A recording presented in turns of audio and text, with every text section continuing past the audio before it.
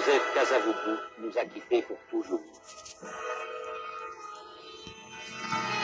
Dès que le président Mobutu, alors en Allemagne, apprit ce deuil inopiné de la nation congolaise, il ordonna des funérailles grandioses en hommage à celui qui fut notre premier chef d'État.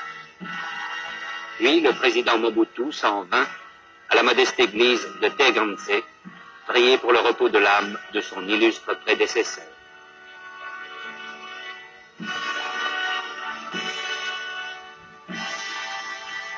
Au village de Singini, au nom du président Mobutu, le ministre d'État Nzinga, entouré de membres du gouvernement et du directoire du MPR, vint quérir la dépouille mortelle du président honoraire Kasavubu pour la translation vers la capitale.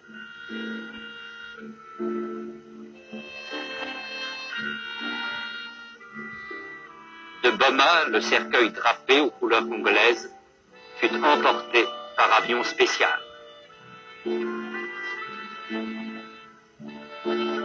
À l'aéroport national de Njili, une foule innombrable exprimait sa poignante émotion.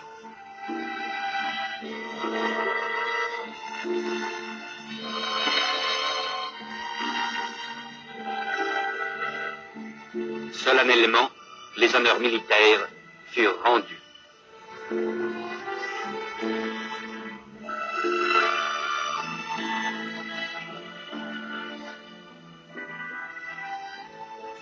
Le cortège funèbre suivit la longue route menant à la capitale, entre une double haie ininterrompue de foules éplorées.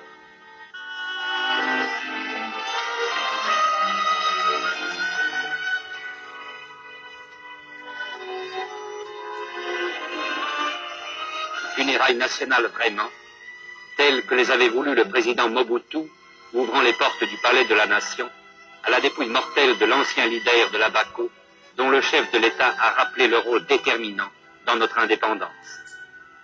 Et c'est au nom du chef de l'État que tous les membres du gouvernement et du directoire MPR sont venus s'incliner devant feu le président honoraire et sénateur à vie de la République démocratique du Congo.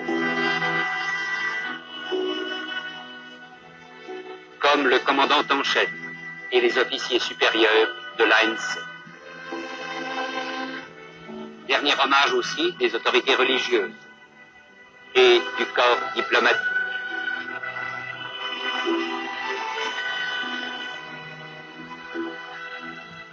Condoléances émues à la veuve et à la famille de l'illustre disparu.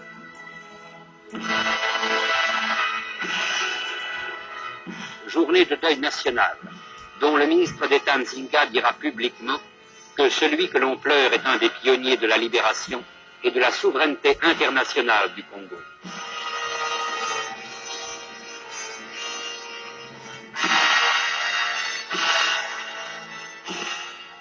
En la cathédrale Notre-Dame du Congo, ce fut vraiment l'hommage de tous les dirigeants du pays à celui dont Monseigneur Maloula dit qu'il fit résonner le tam-tam de l'indépendance immédiate et inconditionnelle, qu'il fut un juste, ayant le souci de la primauté de l'ordre et un sens élevé des responsabilités. Les absoutes furent alors données par le nonce apostolique, assisté des archevêques de Kinshasa et de Luluabourg, avec les évêques de Kisantu et de Boma.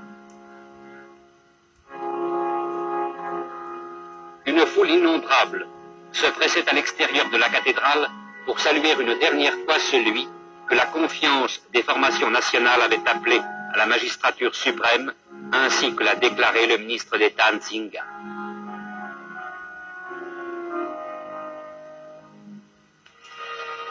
Mais c'est dans sa terre natale de Singini, au Mayombe, que Joseph Kasavubu a voulu reposer à jamais. Ce vœu fut pieusement respecté, mais ainsi que l'avait souhaité le président Mobutu, il convenait que le pays tout entier s'associât au plus solennel hommage qui se pouvait rendre au premier président de notre jeune État souverain.